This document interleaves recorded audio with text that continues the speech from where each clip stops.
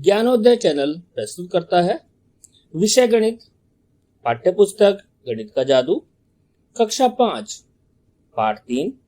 पाठ का नाम कितने वर्ग। प्रस्तुतकर्ता अजय कुमार गुप्ता।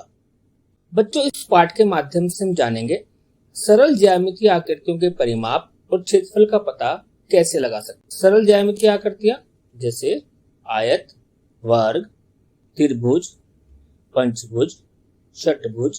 इसी के साथ साथ कुछ अनियमित आकृतियां जैसे अक्षर, वर्ण। चित्र में दिखाई गई आकृतियों को देखिए। इनकी भुजाओं की माप इकाई में इनके साथ लिखी है। जैसे पहली आकृति आयत, इसकी लंबाई 12 इकाई, चौड़ाई 4 इकाई। तो इसका घेरे की लंबाई कितनी होगी? 12 जमा 4 जमा 12 जमा 4, 32 इकाई। इसी तरह से दूसरी आकृति का घेरा कितना होगा? 6 को 4 बार जोड़ेंगे, 24 इकाई। अब तीसरी 6 भुजा वाली आकृति का घेरा देखते हैं। 5 जमा 5 जमा 6 जमा 5 जमा 5 जमा 6, कुल कितना हुआ? 32 इकाई। बिल्कुल सही। इसी तरह से त्रिभुज का घेरा कितना होगा? 6 जमा 6 जमा 6, 18 इकाई। अब वर्गाकार आकृति का घेरा देखते हैं कितना होगा? 8 जमा 8 जमा 8 जमा 8, कुल 32 इकाई। बच्चों, अभी हमने कुछ आकृतियों के घेरे की लंबाई ज्ञात करी।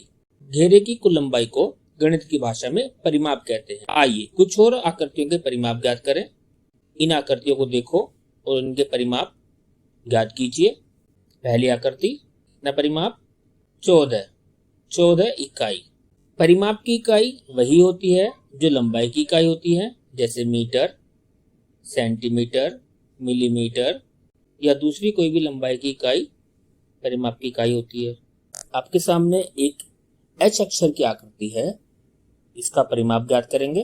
तो जोड़िए इसकी सभी भुजाओं को। ये अभ्यास करें।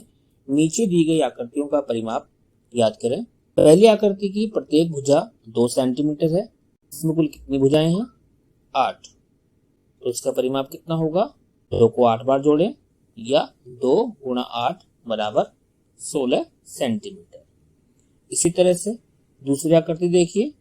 इसमें 5 भुजाएं हैं। प्रत्येक भुजा की लंबाई 6 सेंटीमीटर है। तो इसका परिमाप होगा 6 गुना 5 बराबर 30 सेंटीमीटर। चित्र में एक आयत की आकृति दिखाई गई है जिसकी लंबाई 6 इकाई और चौड़ाई 2 इकाई है। तो इसका परिमाप की हम गणना करेंगे। कितना परिमाप होगा इसका? 16 इकाई। अब इसका क्षेत्रफल कितना होगा? क्षेत्रफल क्या होता है? कोई वस्तु या आकृति किसी सतह पर जितना स्थान घेरती है उसे उसका क्षेत्रफल कहते हैं और क्षेत्रफल को हम वर्ग इकाई में मापते हैं। तो इस आयत का क्षेत्रफल कितना होगा? देखिए इसमें कितने वर्ग बन रहे हैं? कुल 12। तो इसका क्षेत्रफल कितना होगा? 12 वर्ग इकाई। कुछ जानवर आपस में बातें कर रहे हैं। गैंडे का बच्चा बोला, मेरी त्वचा में बहुत सी तहें हैं, इसलिए मेरा क्षेत्रफल ज्यादा है। मेरे पूरे शरीर पर हवा मुझे ठंडा रखती है। चींटी ने पूछा, मेरे पैर के निशान का क्षेत्रफल कितना है? हाथी के बच्चे ने पूछा, मेरे पैर के निशान का क्षेत्रफल कितना है?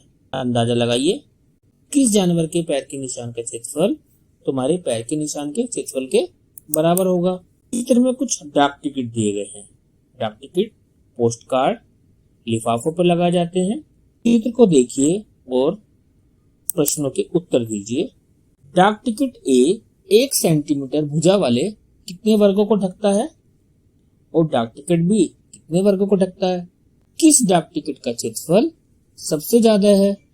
यानी सबसे बड़ी डाक टिकट का क्षेत्रफल कितना है? बिल्कुल सही, 18 वर्ग सेंटीमीटर। अच्छा बच्चे, ये बताओ सबसे छोटे डाक टिकट का क्षेत्रफल कितना है? सबसे छोटा डाक टिकट कौन सा है इसमें? ई। और ई का क्षेत्रफल कितना है?